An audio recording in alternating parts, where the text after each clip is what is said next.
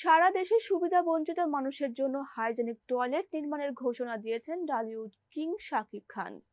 মঙ্গলবার hygienic toilet cleaning brand টাইলক্সের Tylox hygienic আবাস ক্যাম্পেইন উদ্বোধন অনুষ্ঠানে এই ঘোষণা দেন তিনি। এদিন অভিনেতা শাকিব খান শুরুতেই বিশ্ব টয়লেট দিবস পালন করেন এবং টাইলক্স হাইজেনিক আবাস ক্যাম্পেইন উদ্বোধন করেন।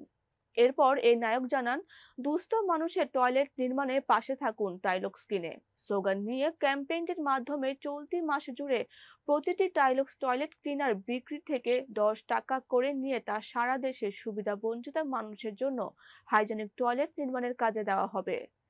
এই সময় অনুষ্ঠানে উপস্থিত ছিলেন চিত্রনায়িকা বিদ্যা সিনহা মিম, পূজা চুরি, শবনম ফারিয়া, প্রার্থনা ফারদিন দিঘি, অর্চিতা স্পর্শিয়া, সারিকা সাবরিন, রুকাইয়া জাহান চমক, সঙ্গীত শিল্পী প্রীতম হাসান সহ সিনেমার সঙ্গীত ইন্ডাস্ট্রির অনেক তারকা।